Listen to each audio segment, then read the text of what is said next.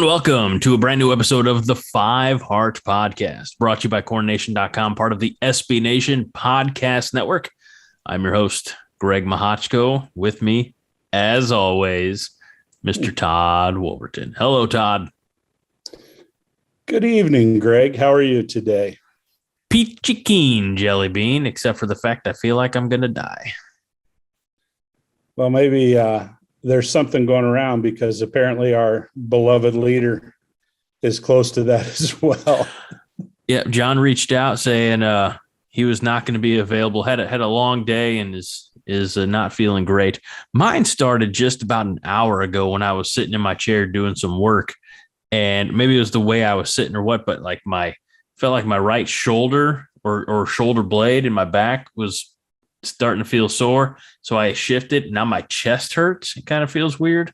So that's fun. Yeah, I know exactly what you're talking about. Little muscle that pulls from front to back or back to front. Yeah. Yeah. Growing old's not for the weak, boys and girls. It's not for the weak. It sure isn't. So, well, as we're recording this, it is what is kind of a holiday to a large group of sports fans. A lot of people like opening day for Major League Baseball, but if you side more with professional football, then you might be a fan of the NFL draft, and that's what's going on tonight, Todd. And we were talking briefly about, I was kind of shocked to see that at least, in the first half a dozen or so picks, a lot of linemen, both offensive and defensive linemen. Yeah, it seems like that's kind of the trend right now. The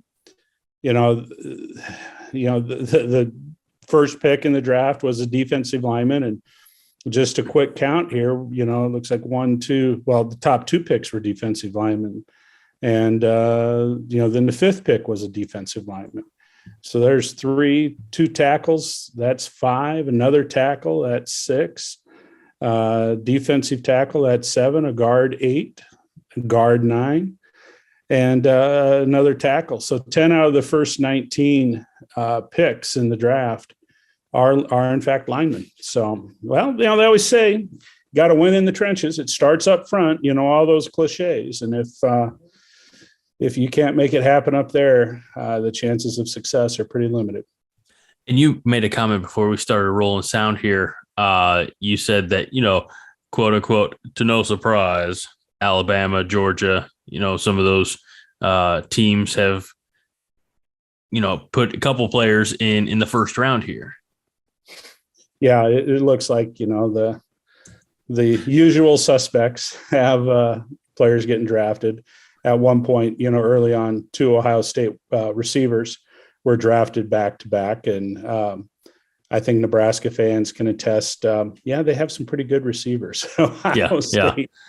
I will not miss Chris Olave at all. He went after the other one. I can't think Garrett of the Wilson. other guy, Garrett Wilson. But man, Olave, it seemed like every time the ball was in his hands, something exciting happened. He's a player. It'll be interesting to see what kind of a career he has in the NFL.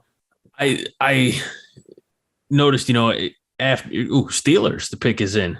Finally, it gets to a good team. No, we'll wait and see what that is.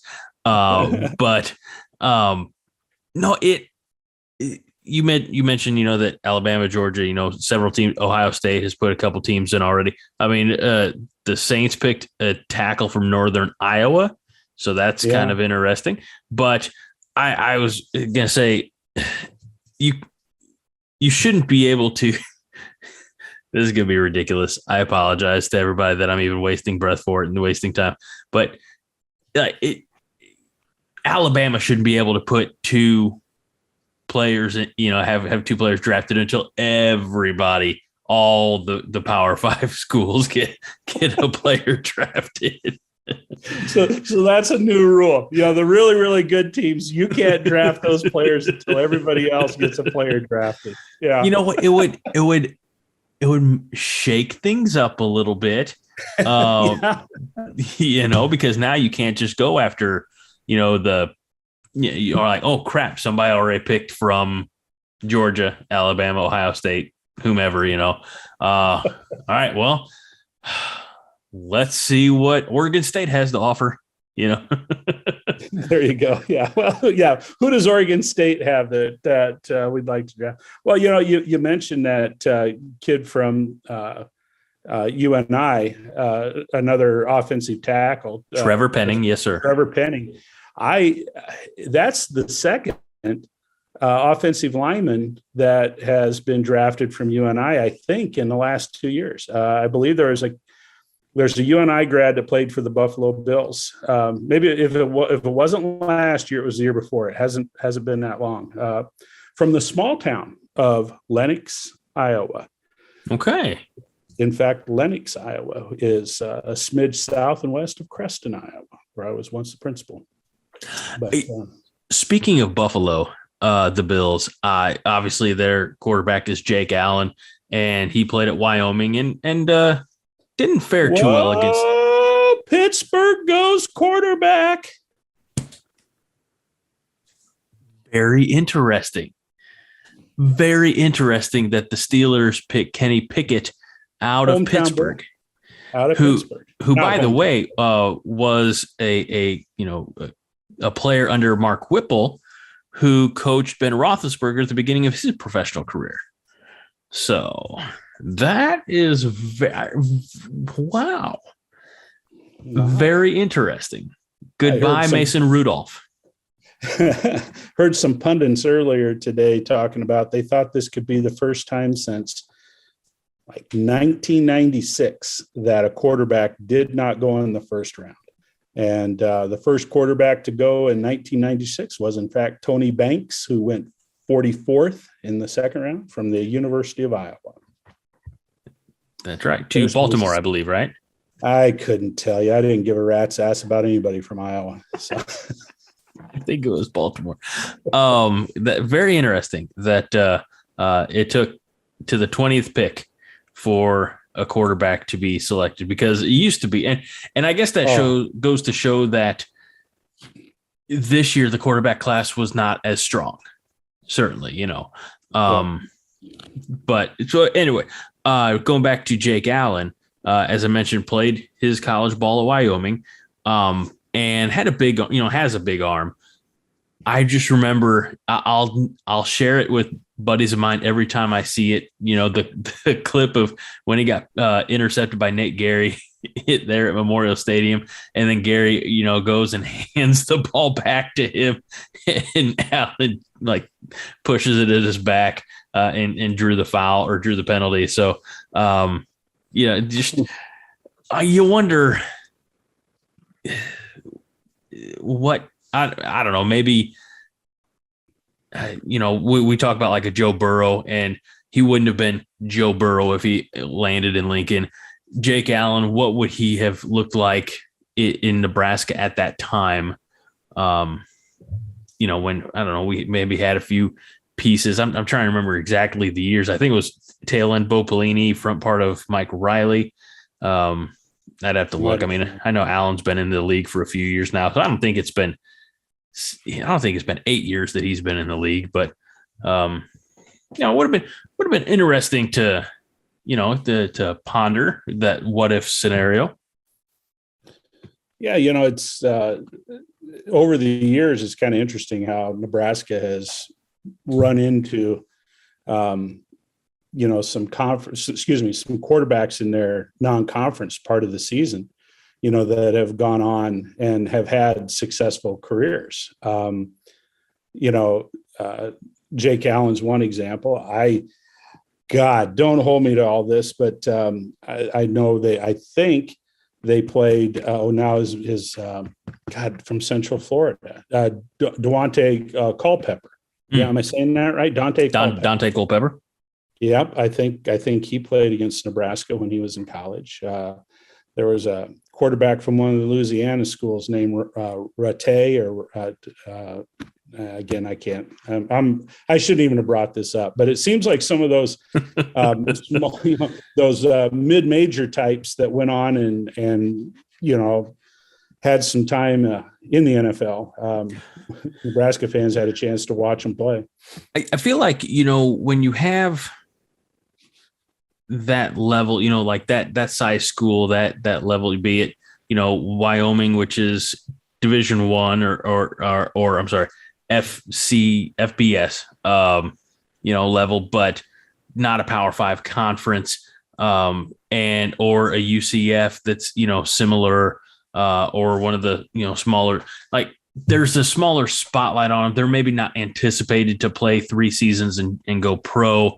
They have a little bit more time to perhaps mature, develop their, and I'm not, I don't poo on me, or anything like that. But I bring up Ben Roethlisberger again. He went to Miami of Ohio. It's not, right.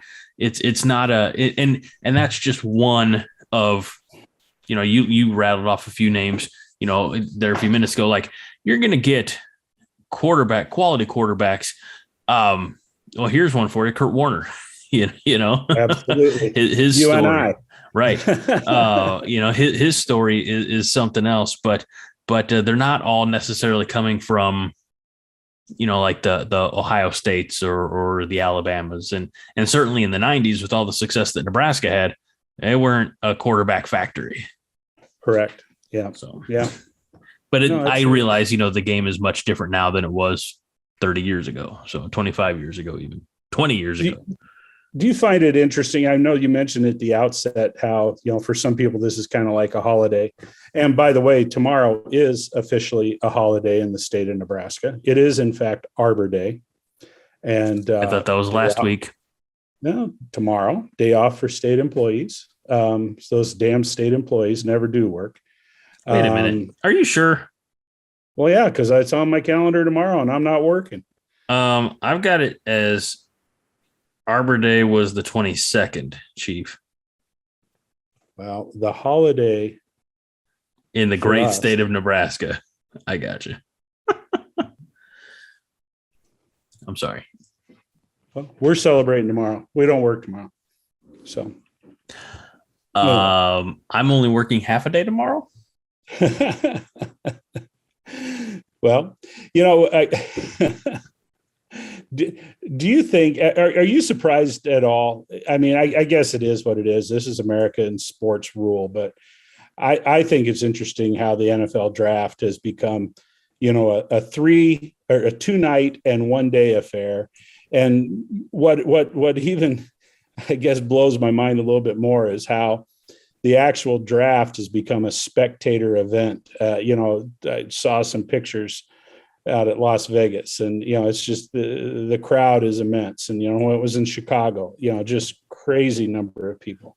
They used to have it. Correct me if I'm wrong, but even as maybe recently as just a couple of years ago at a Radio City Hall in New York City. Yeah, in right? New York City. Yeah, and they pack that place. Yeah, and everybody's emblazoned. It has a game day feel because there's everybody's wearing the colors of their tribe. Yeah. Yeah. So, chanting and cheering and all that kind of stuff. And whenever Goodell goes out there, there's usually a strong chorus of boos, rightfully so. Yeah. It's I don't know. I guess Americans thirst, for anything NFL. So it is. So while we're talking about that, I used to be a proud subscriber of NFL Sunday Ticket. It was the only way I was guaranteed to watch my team every week. They put sure. And I got to realizing between watching Nebraska on Saturdays and then watching, feeling obligated at that point to sit and watch the Steelers on Sunday, be it noon or 3:30 or whatever time that might be on. It's I just wanted to do more. It's like eventually the yard's got to get mowed and sure. maybe want to take my wife out to dinner or something like that. So I ended up dropping it, and I'll never forget the first game. Of the first game of the first season that we didn't have Sunday Ticket. We didn't even have DirecTV at that point. We went to Buffalo Wild Wings because you can catch any game you want there. Because we were there for so long, eating, snacking, and I was drinking beers and whatnot. Hell, we ended up spending 2 months worth of Sunday ticket subscription at that. So I was like, I learned my lesson. And then we just stayed home and, but at least we got out of the house that one day. But, oddly as it sounds, going to Buffalo Wild Wings, or B-dubs as we call it here. I don't know what your regional. Okay. I met one of my very best friends by going to watch a Steelers game at B-dubs down in Carbondale, Illinois. It was the season opener 2007, Steelers versus the Browns.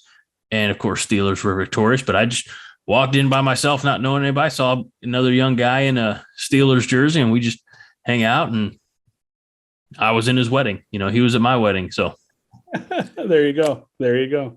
Yeah. Well, I've never, I shouldn't say I never, I have watched, sporting events, Nebraska games, maybe more than anything else, in bars and stuff. I've never, I don't know, even when I was younger, I always felt like I didn't, it's like I missed half the game, when I was in a bar watching. Yeah. My attention was not as sharp as, and then people would be talking about the game the next day and they'd reference something and I had no idea what they were talking about. But, what I was going to say, and I don't know if this is just me, but it seems like, you had mentioned watching Nebraska on Saturday and Pittsburgh on Sunday, and there are other things you got to get done or want to get done. It just seems to me anymore that when I take in a Nebraska game on Saturday, it's virtually an all-day affair. It seems like on television anymore. And, I get it. When you go to the games in Lincoln, for a lot of people, you get up incredibly early in the morning and drive into town and, take in the game and, maybe either celebrate or drown your sorrows at local establishments, perhaps after the game for a while, and, either spend the night or drive home. It's a 20-hour affair perhaps, but boy, anymore, it just seems like even a game that kicks off at 11 or a game that kicks off at whatever time, 3 in the afternoon, it just wipes out most of the day for me anymore. Yeah. So I know this is going to be weird, like Husker football. And I don't say this to, put down any other Nebraska athletic programs, but Nebraska football is about the only thing left that I have that's quote unquote appointment television. It's the only thing that I make sure I sit down and watch when it's on. And if there's a situation where I have to be out of the house, I'm DVRing it, I'm shutting off the phone, I'm watching it as soon as I get home. I know enough to, separate. If I don't snooze Slack notifications on game day and I've got to DVR the game, what the hell am I, what am I thinking, because there's a whole lot of reaction, we'll just put it that way, from the Corn Nation crew. But yeah, then, it's getting now with the kids and the oldest being, he's 6 and will be 6 when, throughout football season until Nebraska plays in a New Year's bowl game when he'll be 7 at that point, because he's got that late December birthday. But he likes to say go Big Red. He likes to wear red on game day and cheer with me, and we'll get the Twins coached up properly. But I don't like the Steelers or love the Steelers any less. I just I'm more in tune with Nebraska, largely because of Corn Nation, because of the podcast. Like I'm not on a Steelers podcast. Otherwise I probably, make sure that I was watching every game. But Corn Nation, and all the friends that I have from Nebraska who, are fellow Husker fans, do a really good job of making sure that I stay engaged, because, it's what it is in Nebraska. It's our identity, and I'm not a native son, so I feel weird even saying that, but Saturdays are made for football, and there's no place like Nebraska. Yeah, and Saturdays in Nebraska, and for Nebraskans that have left the state, you don't even give consideration to what you're going to wear on Saturdays. You wear red, Right. Geez, I remember when I was a little kid and I wasn't a Nebraska fan. It just blew my mind when you'd be over. Yeah, there was that time. Same. But you'd go over to Omaha on a Saturday morning or something before Nebraska gave it. It was just nuts to see all these people walking around wearing red. And, as I grew and, went to college and then that's where I was baptized into, the Husker religion. It's families on those 12 Saturdays. You wear red, you go out and do your bit, whether you're going to the game or not. And, this year it even struck me that a couple of times when I was in Lincoln on game day. And I think one of the days Nebraska was playing out of town, I ran into Hy-Vee to get some adult beverages and a few other things. And it was nuts. Yeah. How many people and the guy in a red suit outside of Hy-Vee, playing a keyboard and singing tunes and all that kind of stuff. I would find it hard to believe that, there are too many other places in this country where it's that part of the culture. It's part of the culture to the extent that it is. I want to ask a question directly related to your experiences on game day in places that are not Memorial Stadium. Like you go to Memorial Stadium, I'm expecting somebody out on the concourse to go Big Red, and everybody else, like you said, going into Hy-Vee to get some adult beverages.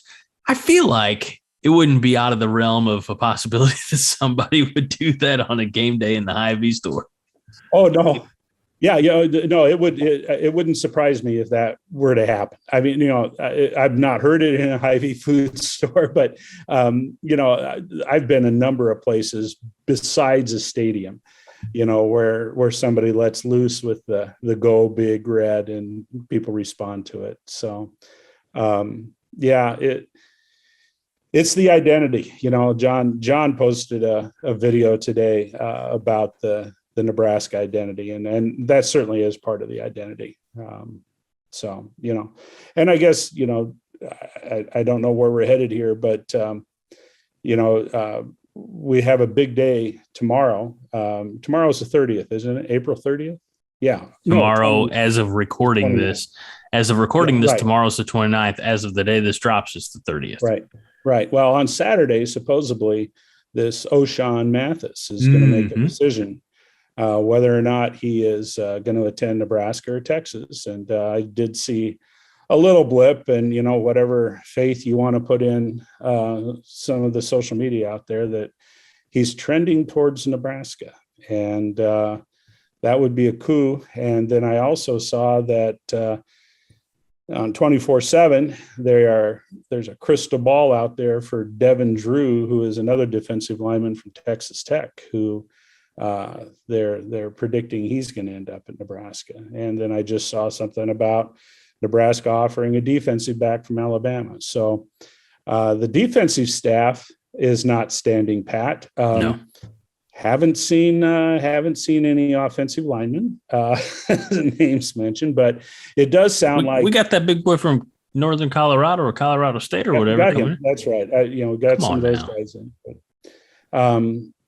But no, and they have had people on campus, so they're recruiting, trying to get the players in that are going to help this team in the fall.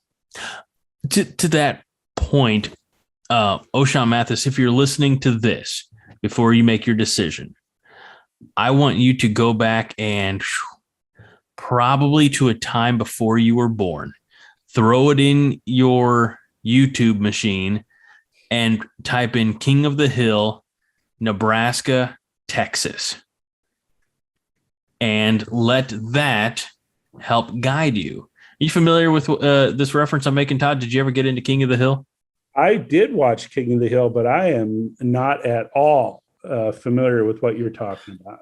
So there's an episode of King of the Hill where Hank takes Bobby and I think, some of the guys, they went to, I believe they drove to Austin.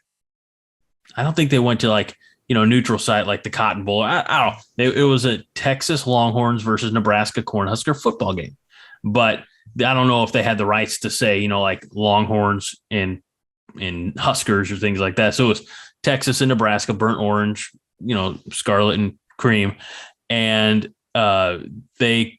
Texas is down, I believe, and they're needing help. So they call up to this, private box where Hank happens to be. They think that they're talking to some Texas legend, and Hank answers it. He calls, you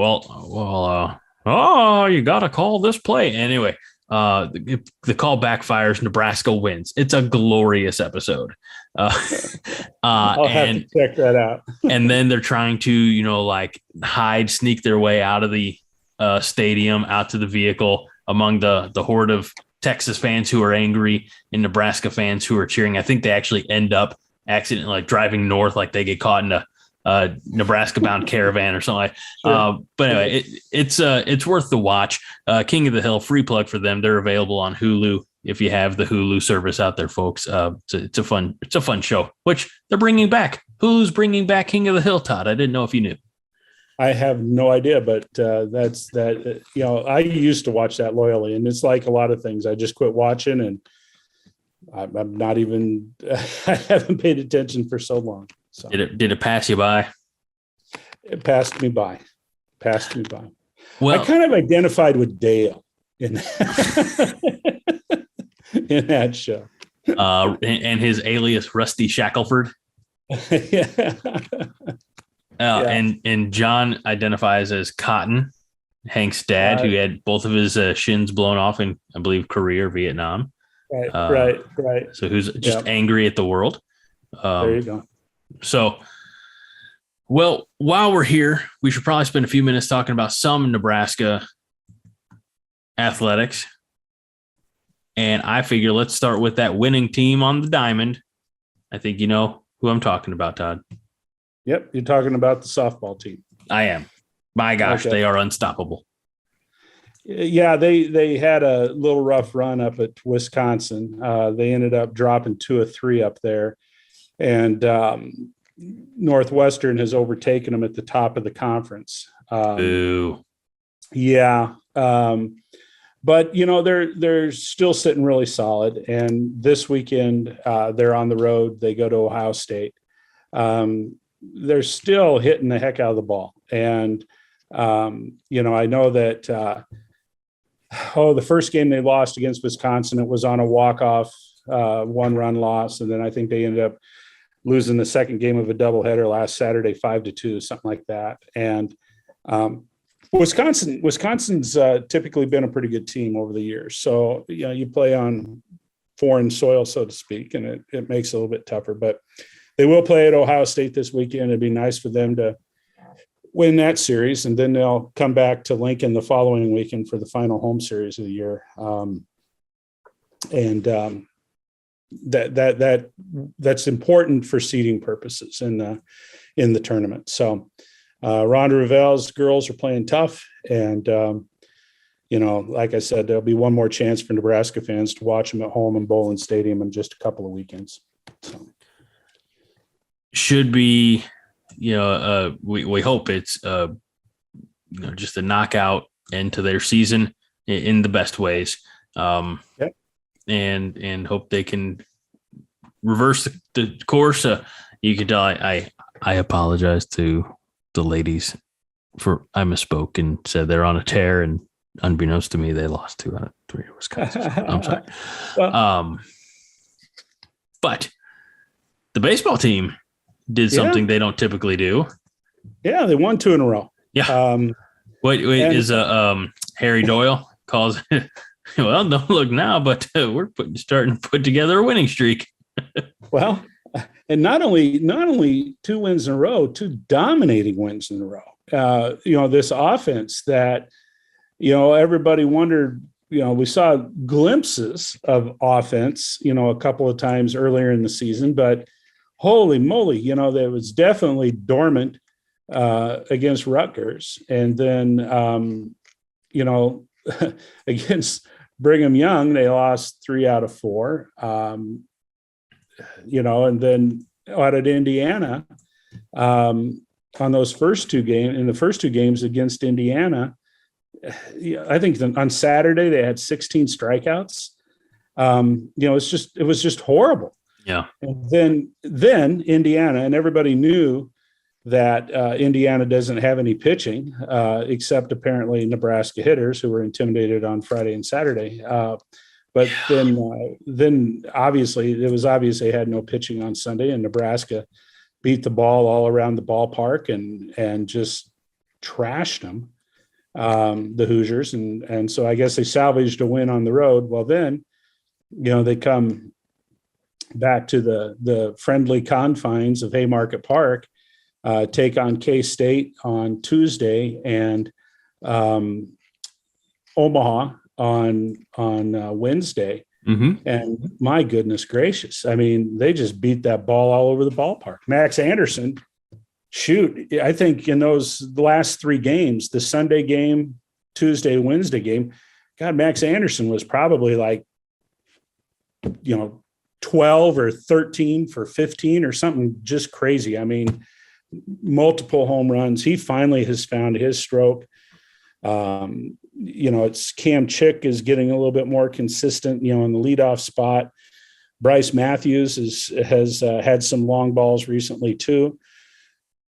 Iowa comes to town tomorrow. Well, today, I mean, we're dropping this Friday morning. Iowa's going to be in town. They've moved the start of the Friday game up to 3:35 with due to the potential of bad weather Friday night. But Iowa's going to be in town for 3, and Iowa's sitting up there towards the top of the conference. They took 2 out of 3 against Rutgers out in New Jersey. They've got veteran pitching. They've got a veteran team, which, like I made comment on an earlier podcast, those teams in the Big Ten this year that are more top heavy in terms of upperclassmen, they're the ones that are winning ball games this year. Right. And, Iowa finds himself. Now, I did take great glee earlier in the year, and we will not let the Iowa Hawkeyes forget. In fact, I have a plan. We will not let them forget that they did, in fact, get beat by a Division III baseball team, Loras College, early in the season. And I will wear my Loras College baseball cap to the game in Lincoln tomorrow or today, on Friday. I will wear my Loras College baseball cap, and I will hope to at least make myself present around Iowa Hawkeye fans. God bless you. And it's important to note, with the time change, the game was going to be telecast on the Big Ten Network. It will now be on BTN Plus. So if you were expecting that on good old BTN, sorry, there's some rerun of some, old, 1980 something, the game that is going to trump some 2022 baseball. Well, I hope the weather's decent. I mean, obviously they're expecting storms tomorrow night, so that'll put everybody on edge a little bit, but it would be nice if we have a nice sunny weekend. And what will make it better is if those Cornhusker bats stay hot. Get the dub, boys. A couple of those would be wonderful. A couple of those would be wonderful, Greg. Let's shift gears here. Talk a little we've been talking baseball. We're not going to talk basketball, although it's a funny movie. I think you should watch it. Let's talk some basketball, as the other McGowens is now an early applicant, Trey, for the 2022 NBA draft. I don't think this is going to really surprise anybody. However, I'd have to look and see as my computer decides to freeze at the most optimum time. I guess he has himself an agent, says he's not returning to Lincoln next season, but there's always that. I mean, here's the thing. The NBA, this is from the NBA communications Twitter. NBA today announced that 283 players 247 being from colleges and 36 international players have filed as early entry candidates for the NBA draft. I didn't realize there were 283 players in the NBA currently. Well, there I aren't hate going to to say be that. there aren't going to be 280 some odd players drafted. What, they No. have 2 rounds, and are there 32 teams in the NBA? 30, Yeah, 30. I mean, that's fair. Like that? Okay. So, you got 60, 64 guys that are going to get drafted. And okay, so those are the early entrants. There are also those players that aren't early. Right, right. Yeah. The timely ones. Exactly. And, their eligibility's expired.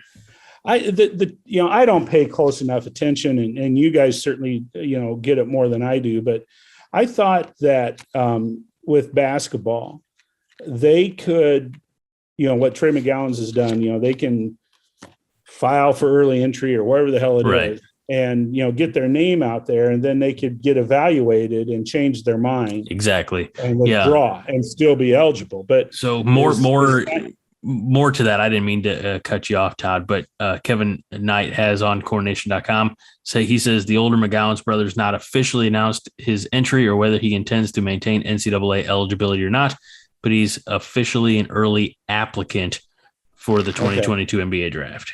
44 games for the Huskers with 43 starts. Missed a number of them this past season with a broken foot. Yeah. So theoretically, according to Kevin, he could return to Nebraska if it's possible he could return. Yeah, and here's the thing.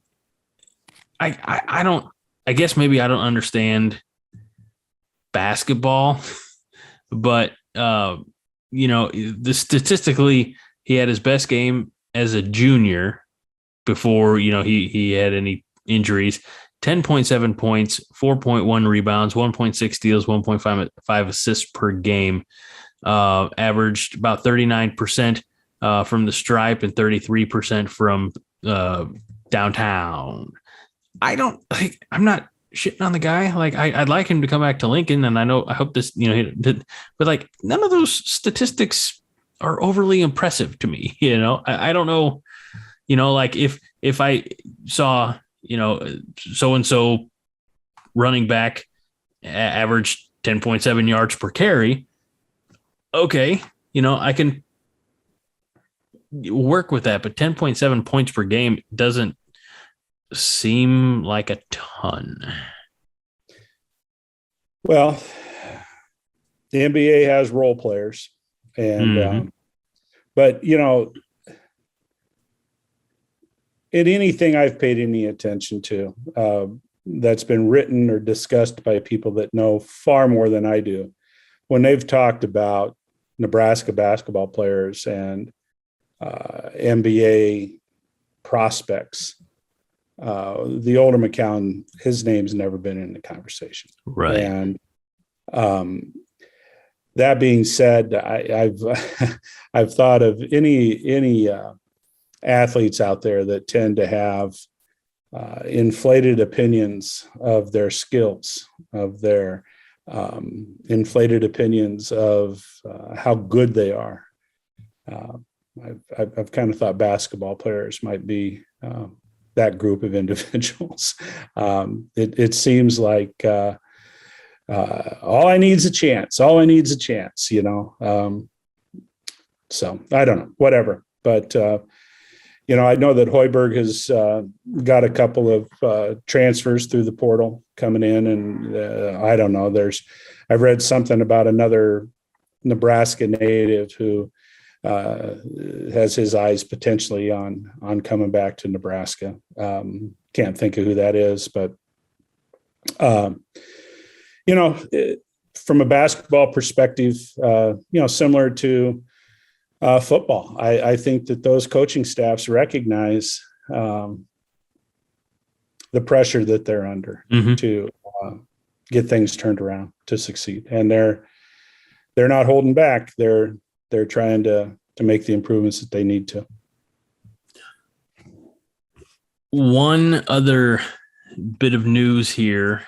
Let's keep it indoors. the volleyball program learned this week that one of one of the bigger contributors and certainly one that we Nebraska fans were hoping to see more of in the coming years is entering the transfer portal. And I'm almost certain, Todd, I'm not going to get this name right. Keonile Akana? Yeah. That's not too bad. You got the last name. I think you nailed that, Akana. And now I'm not going to be Keonile Ochaun, I think. And, I think for maybe I'm going to try to sound like I know what I'm talking about here. I think that for the casual volleyball fan or for the Nebraska fan that cheers the volleyball team on, I think people might be a little bit surprised by that. She came in with a lot of accolades. She was kind of a late commit. It seemed like the class that she came in on was filled, and then all of a sudden Cook got her to come to Nebraska. There's speculation about why she's leaving, a little bit of speculation, but I think the reality is that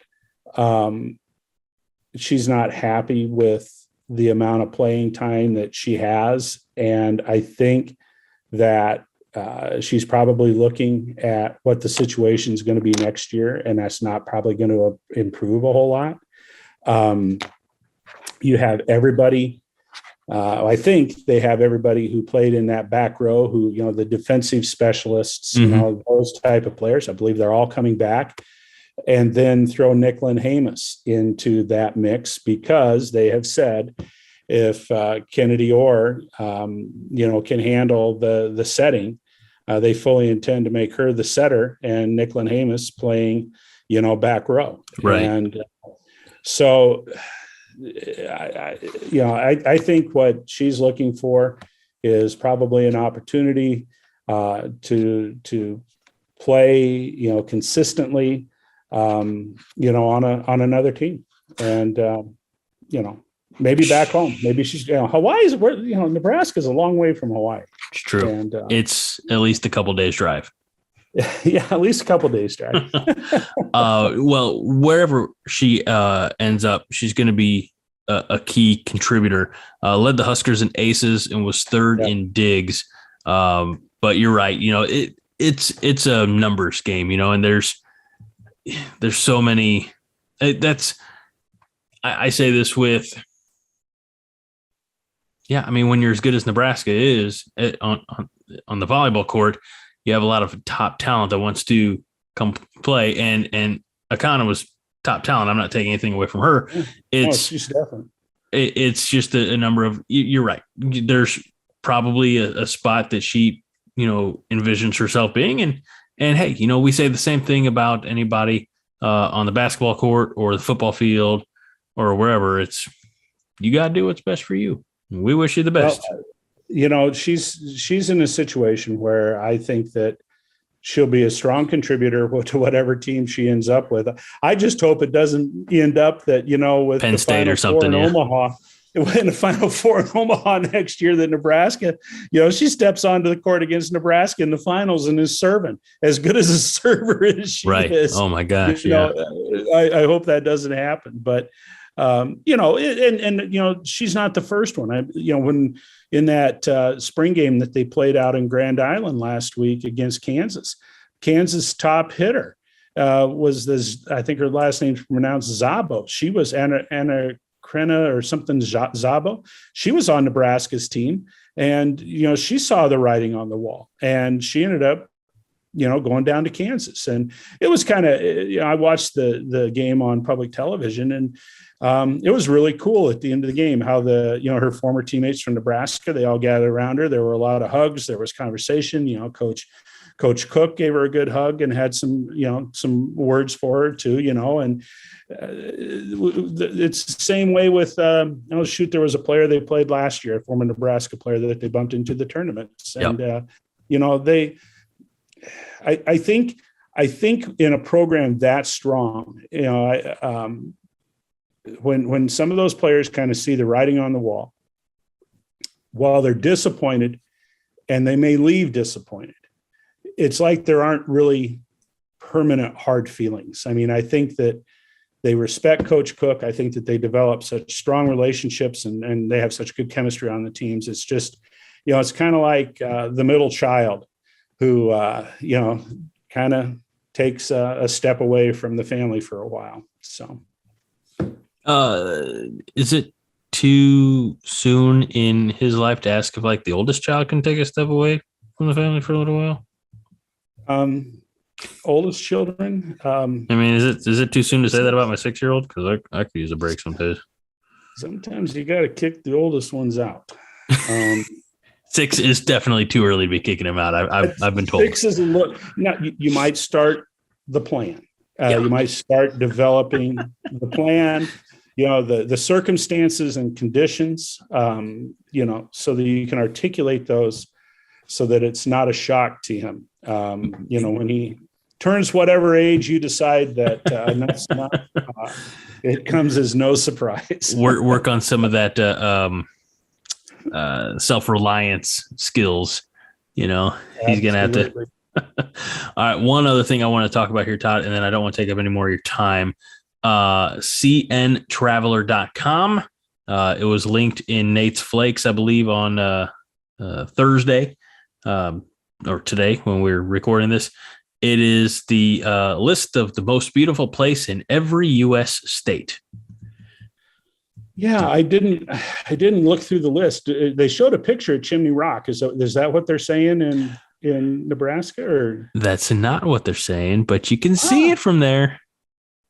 Scotts Bluff National Monument. This travel site claims is the most beautiful place in the state of Nebraska, rising some 800 feet above the North Platte River. Scotts Bluff once served as a beacon for immigrants traveling the Oregon Trail. The towering landmark and surrounding 3,000 acres now make up the Scotts Bluff National Monument, a protected area of vast plains, prairie dogs, and actual covered wagons. Greg, I within the last, I was out there in November. Mm-hmm. I was out there in October. Having seen both of them for the first time, I think I'd put Chimney Rock up there, maybe above Scotts Bluff National Monument is the most beautiful spot. But that's picking nits, maybe. I don't know how to tell you this, but you and Caitlin Morton of cntraveler.com are going to be at odds on that one. Yeah, well, it won't be the first. What was her name? Caitlin Morgan. Caitlin. She won't be the first Caitlin I've been at odds with. So, anyway, check out that link if you're curious. What the most beautiful place in other states may be. I'm very curious briefly about Illinois. Starved Rock State Park. I'm gonna have to disagree with you. Just gonna flat out disagree with you. 90 minutes. Starved Rock State. Where is Starved Rock State Park? I'm glad you asked. Just 90 minutes southwest of Chicago, Starved Rock State Park is a topographical standout in an otherwise flat state. Come to the southern portion. Come to this 2,630 acre park is known for its deep canyons, lush greenery, and protected wildlife, as well as impressive waterfalls. More intrepid adventurers can visit in the winter to go ice climbing up the 80-foot St. Louis Canyon Falls. I'm gonna have to disagree. There is a spot, Todd. There is a spot in southern Illinois called the Garden of the Gods. And I know, look, big travelers. I know there's a Garden of the Gods in Colorado as well, but this one is in Illinois. And it's tremendous. It's beautiful. I've done some hiking up there, Todd. Even me with my bad knees and out of shapeness. It's a delight to go to the Garden of the Gods in Illinois. Maybe Colorado too. I think I've been there, but Illinois, because there are more trees in Illinois than in the Garden of the Gods.